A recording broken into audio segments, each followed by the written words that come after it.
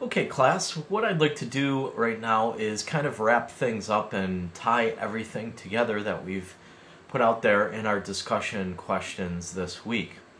We had two pictures of O.J. Simpson.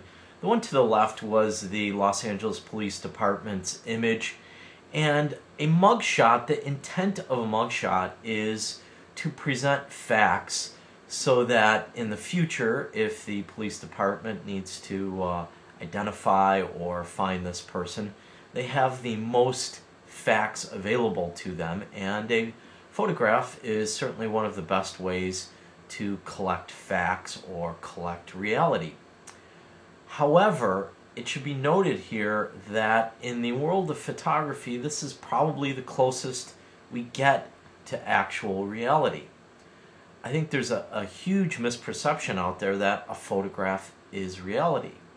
A photograph, in fact, is an interpretation of reality. And that interpretation really is based upon the photographer's point of view, the way they expose the photograph, the way they process the photograph, and even the way the photograph is presented, which in this case on a magazine cover with a bunch of type.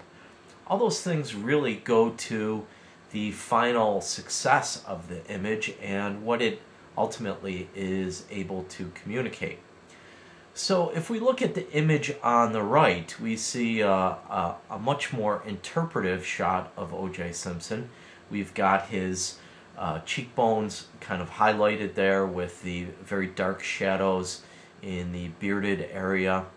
The contrast in the image has been increased significantly, and there's a vignette that kind of goes around the outside edges of the photograph that focuses the viewer's attention almost directly on O.J. Simpson's eyes. So what was the intent of Time magazine in doing this? Well, the intent of it was to suggest that there was perhaps a different side of O.J. Simpson than was present in his public persona. As a little bit of historical reference, O.J. Simpson was a celebrity and kind of a beloved celebrity. So the fact that he could possibly have killed two people was kind of a concept that was very strange and foreign to most people.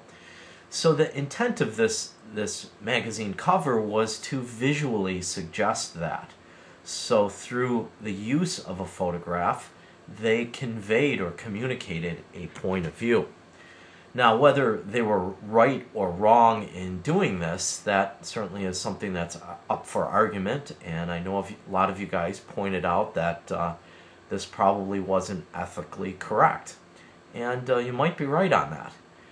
But the point I want to make in presenting these two images is that as a photographer, you are in charge of the way your photograph ultimately looks. And when you present an image, you are presenting a point of view.